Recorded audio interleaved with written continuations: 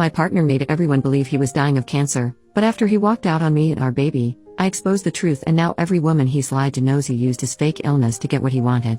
So my partner told me when we first got together that he has cancer, and if his operation doesn't go well, it could be terminal. He said his treatments have also made him infertile, so imagine our shock and joy when we found out I was expecting at the start of 2024. We now have a beautiful 5-month-old daughter who is perfectly healthy and thriving, and he is in remission. My pregnancy was difficult and lonely because of all the intense treatments he went through while waiting for his operation.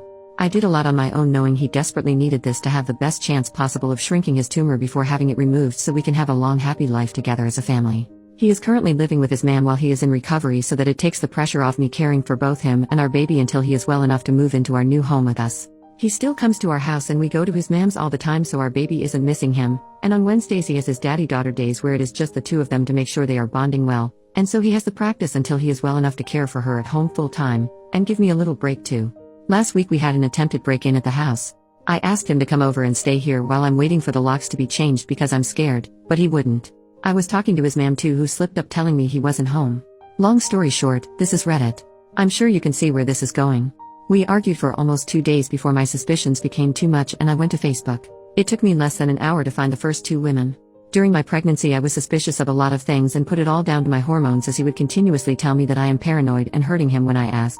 One thing my paranoia just wouldn't let up about was his cancer and his treatments. I asked his mom about it, who told me he doesn't have cancer but he is having treatments. He has an autoimmune disease which he receives transfusions for. Very serious but nowhere near terminal and no operations required. She also informed me he was in rehab, not the hospital. He was addicted to coke and was trying to recover for me and our baby. I never mentioned to him that I knew. I assumed it was the embarrassment of wanting to get clean without me knowing so he could be a good partner and dad. I was so proud of him for getting the help that I never spoke about it. With his autoimmune disease, his man explained how brutal this has been for him and that he did have chemo a few years back, so maybe that's why he's confused. Pregnancy brain is a real thing, or maybe I'm just too blindly in love because I accepted this and never questioned it again. After discovering the first 2 women, I sent my partner a message telling him to let his girlfriend know I'm asking after her and not to bother coming home anymore. I've had the locks changed from the break-in so he can't get in anyway. He was getting panicky and started begging me to answer the phone and let him come see me so he could explain everything. I started to see everything for what it was for the first time and realized how long he had been gaslighting me for, and told him no. Realizing he couldn't get through to me and now aware I was trying to contact his girlfriend, he panicked and went to her instead. During that time, I found a photo she had shared of the 2 of them and shared it to my profile with the caption, "Can someone please ask this woman to contact me?" She instantly blocked me, but her sister got in touch with me instead. Apparently the family have never trusted him and knew something was wrong. This affair is serious enough to have met the family. She says he has told her not to speak to me as I'm a deranged stalker he slept with once years ago and have been hunting him down trying to convince people my baby is his. I send her a photo of the birth certificate and us in hospital together to show her sister before he can lie to her anymore. During this, I'm also messaging another woman who is pissed at what he has done and is helping me with all the information she is aware of.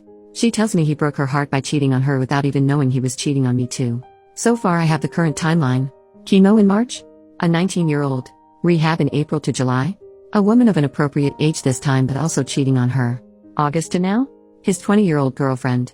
I then find out his emergency cancer medication that he had to leave for in the middle of labor was actually the fact my 2 failed epidurals, screaming in agony begging the doctors to help because I thought I was dying while the emergency team rushed in to place extra monitors on our baby in distress was actually just a huge turn-on for him, so he needed to go sleep with a 20-year-old before making it back just in time to kiss me before I went into emergency surgery.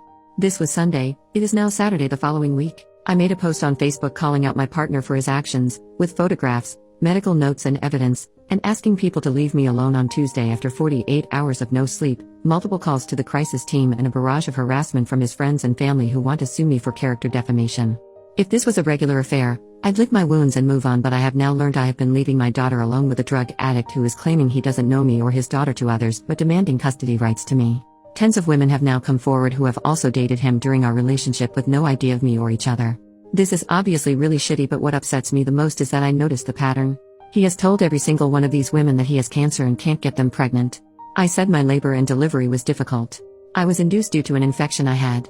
My GP had told me I had an STI, and although I understood and took the treatment and was induced, my madly in love pregnancy brain never accepted it as an STI until I went back this week and checked my hospital discharge notes, and it was there in big bold letters. Sensitive, partner STI. He has been telling women that he has cancer and can't get them pregnant so they don't need protection, which led to an STI which almost unalived me and his daughter in labor, and he wasn't even there to be with us because he was sleeping with a young girl who also believes he has cancer. I decided to let everyone know that he in fact does not have cancer by using a screenshot of his mom's messages.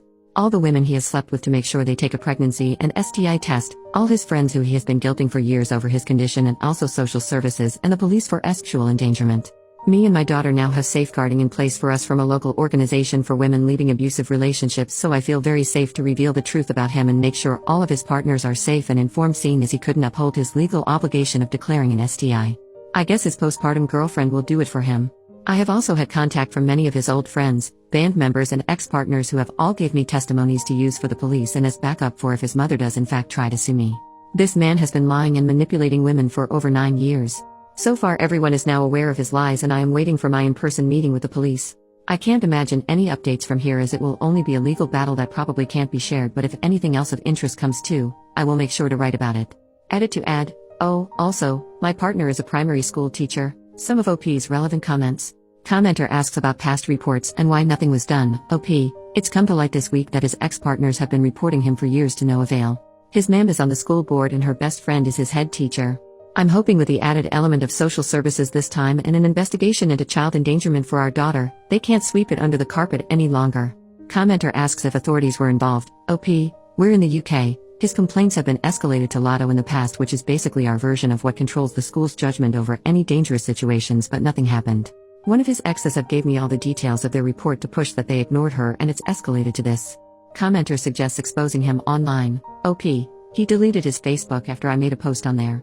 He is the most convincing person you have ever met, but for the first time, someone proved him wrong by posting medical evidence and he couldn't take it. I'm waiting on approval to join Prick Advisor UK, and are we dating the man same northeast to warn all the other women I couldn't find myself. Commenter asks what STI he passed and if the baby was tested. OP, at the time I refused further testing in denial and regret it so much. I was just given a course of antibiotics and because my symptoms went, they left it at that for me.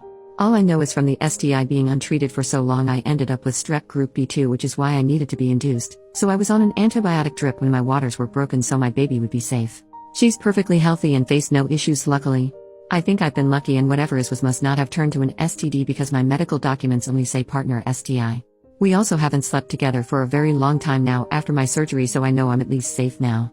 Commenter asks how he was able to juggle everything. OP, he would disappear from time to time and switch his phone off a lot, and not living together was a huge help for him. He would tell me he needed set days and time etc. as he can only work in routines for his recovery. Obviously I can look back now and see that really, he just needed to know which girl was where and when. I've been told by multiple people now that he will often just don't turn up to work because he's on a bender or at a woman's house, and I was kept in the dark because his mom's best friend is the head teacher and would cover for him.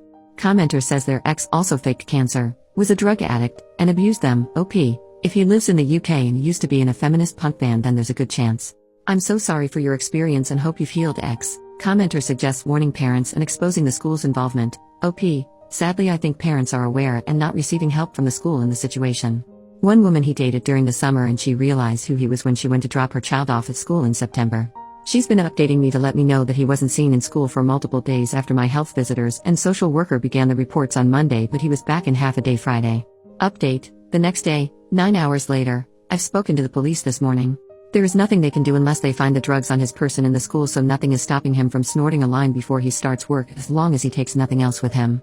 They've implied the loophole is that they catch him behind the wheel and if some reported him driving on substances they could catch him that way. They said they can confirm that multiple reports and investigations have begun before even my report, so they are unable to share much information with me, even though he case involves me, but they told me it is imperative I apply for Claire's Law and have helped me with the application.